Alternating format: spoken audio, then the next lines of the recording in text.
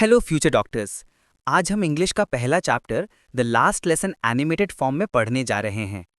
इससे पहले मैं आपको बता दूं कि अगर आपको इस चैप्टर के 1 पेज नोट्स या फिर नीड पर हैंड रिटन नोट्स चाहिए तो डिस्क्रिप्शन में दिए गए नंबर पर कांटेक्ट कर सकते हो।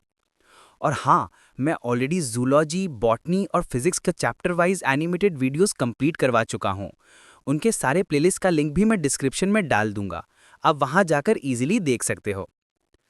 अगर आपको ये वीडियो इंग्लिश में सुनाई दे रही है तो आप इसी वीडियो में सेटिंग्स का ऑप्शन यूज कर सकते हो। वहाँ ऑडियो ट्रैक पर क्लिक करो, by default English US select होगा। उसके नीचे आपको हिंदी का ऑप्शन मिलेगा, उस पर क्लिक करो और अब हो गई आपकी वीडियो हिंदी में।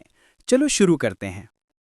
ये कहानी है 1870 से 70 के फ्रैंको प्रशियन वॉर के समय की, जब प्रशिया, जो अब जर्मनी, पोलैंड और ऑस्ट्रिया का हिस्सा है, ने फ्रांस को हरा दिया और अल्सास लोरेन के इलाके अपने कब्जे में ले लिए। कहानी एक छोटे से लड़के फ्रांस के नजरिए से है, जो अपने स्कूल के आखिरी फ्रेंच लेसन का गवाह बनता है। चलिए शुरू करते हैं। फ्रांस एक छोटा सा लड़का है जो अल्सेस में रहता है। एक सुबह वो स्कूल के लिए बहुत लेट हो जाता है। उसे डर लग रहा है कि उसका टीचर एम हैमिल, जो बड़ा सख्त है, आज उसे डांटेगा, क्योंकि एम हैमिल ने पहले ही बोल रखा था कि आज पार्टिसिपल्स, जो ग्रामर का एक टॉपिक है, पर सवाल जवाब होंगे और फ्रांस को इसके बारे में एक शब्द भी नहीं आता। वो सोचता है, भाग जाऊं, स्कूल छोड़ के बाहर मजे करूं। बाहर का मौसम भी कमाल का है। गर्मी का दिन, धूप चमक रही है, जंगल के किनारे पंछी चहक रहे हैं। पास के सॉमिल, लकड़ी काटने की जगह के पीछे खुले मैदान में प्रशियान सैनिक ड्रिल कर रहे हैं। सब कुछ इतना मस्त लग रहा है कि पार्टिसिपल्स की बोरिंग पढ़ाई को भूल जाना आसान है। लेकिन फ्रांस हिम्मत करता है और स्कूल की तरफ भागता है। स्कूल जाते वक्त फ्रांस टाउन हॉल के पास से गुजरता है। वहां बुलेटिन बोर्ड, यानी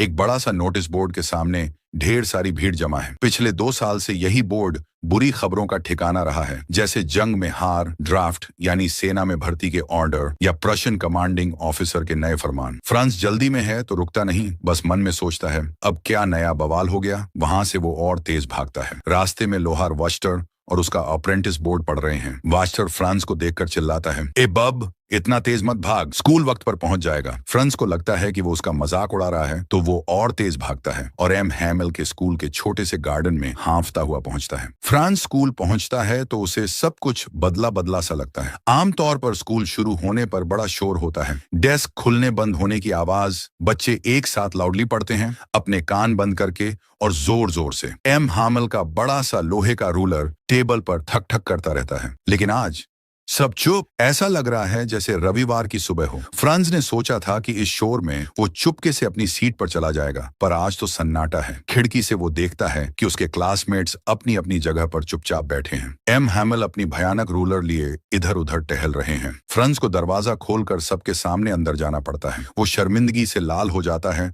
और डरता है कि अब डांट पड़ेगी। लेकिन एम हैमिल कुछ नहीं कहते, बस बड़े प्यार से बोलते हैं, जल्दी अपनी जगह पर जा फ्रांस, हम तुम्हारे बिना शुरू करने वाले थे। फ्रांस अपनी बेंच पर कूद कर बैठता है। अब जाकर उसका डर थोड़ा कम होता है और वो गौर करता है कि एम डॉट हैमिल ने अपने सबसे शानदार कपड़े पहने हैं। हरा कोट, फ्रिल वाली शर्ट और काली सिल्क की टोपी, जो वो सिर्फ इंस्पेक्शन या प्राइज डे पर पहनते हैं। स्कूल का माहौल भी बड़ा गंभीर और अजीब है। सबसे चौंकाने वाली बात, पीछे की बेंच जो हमेशा खाली रहती थी, आज गांव के बड़े बुजुर्गों से भरी है। वहां है पुराना मेयर, पुराना पोस्टमास्टर और बूढ़ा हाउसर, जो अपने तिकोने हैट और पुरानी किताब प्राइमर लिए बैठा है। उस किताब के किनारे घिसे हुए हैं और वो उसे अपने घुटनों पर खोलकर चश्मा लगाकर पढ़ रहा है। सबके चेहरे उदास हैं। फ्रांस को समझ नहीं आता कि ये सब क्या हो रहा है। फ्रांस अभी इस सब के बारे में सोच ही रहा है कि एम डॉट हैमिल अपनी कुर्सी पर चढ़ते हैं और उसी शांत प्यारी आवाज में, जिसमें उन्होंने फ्रांस से बात की थी, कहते हैं, बच्चों, ये मेरा आखिरी लेसन है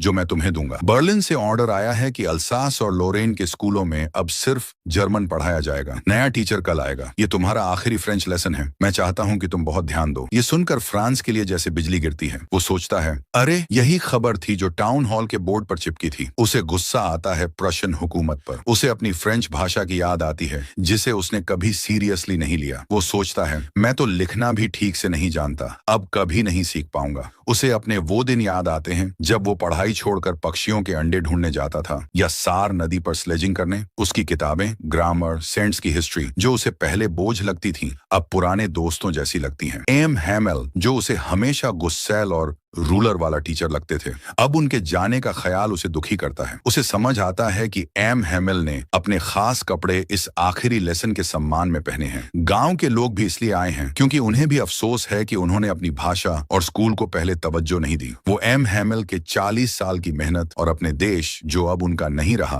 के लिए इज्जत दिखाने आए हैं। फ्रांस अभी इस सब के बारे में सोच रहा है कि एम डॉट हैमिल उसका नाम पुकारते हैं। अब उसकी बारी है पार्टिसिपल्स का नियम पढ़ने की। फ्रांस को कुछ नहीं आता। वो चाहता है कि वो पूरा नियम जोर जोर से बिना गलती के सुना दे, लेकिन वो पहले शब्दों पर ही अटक जाता है। वो अपनी डेस्क पकड़कर खड़ा रहता है।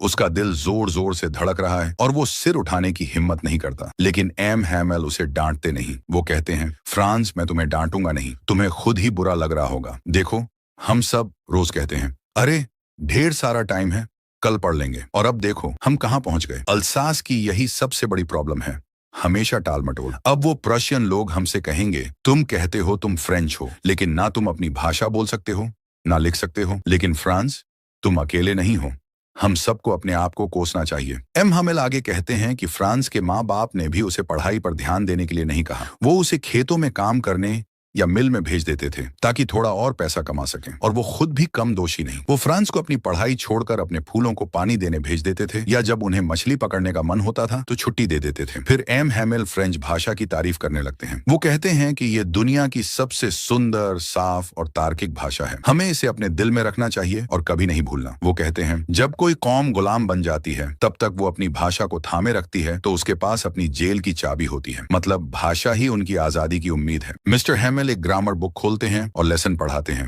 फ्रांस को हैरानी होती है कि आज सब कुछ इतना आसान लग रहा है। वो सोचता है कि शायद उसने पहले कभी इतना ध्यान से नहीं सुना, या एम हैमिल ने पहले कभी इतने प्यार से नहीं पढ़ाया। सब बच्चे चुपचाप सुन रहे हैं। फिर राइटिंग का टाइम आता है। हर कोई अपनी कॉपी में लिखने में जुट जाता है। क्लास में बस पेन की खरखराहट की आवाज आ रही है। बीच में कुछ बीटल, कीड़े खिड़की से अंदर आते हैं, लेकिन कोई उन पर ध्यान नहीं देता। यहाँ तक कि सबसे छोटे बच्चे भी, जो अपने अक्षरों को मछली के कांटे जैसे लिख रहे हैं, जैसे वो भी फ्रेंच हो। छत पर कबूतर हल्के से गुटरगू कर रहे हैं। फ्रांस सोचता है, क्या वो इन कबूतरों को भी जर्मन में गाने को मजबूर करेंगे? इस लाइन का यह मतलब है कि जैसे उन्हें मजबूरी में जर्मन भाषा बोलनी पड़ रही है, तो यह कबूतर दिखाते हैं उनकी आजादी को। फ्रांस जब भी लिखते लिखते ऊपर देखता है, वो एम हैमिल को अपनी कुर्सी पर बिना हिले डुले बैठे देखता है। एम हैमिल कभी एक चीज को, कभी दूसरी को देख रहे हैं, जैसे वो इस छोटे से स्कूल रूम की हर चीज को अपनी याद में बिठाना चाहते हो। फ्रांस सोचता है कि 40 साल से एम हैमिल यही हैं। उनके गार्डन में अखरोट के पेड़ अब बड़े हो गए हैं और उनके द्वारा लगाई गई हॉप वाइन,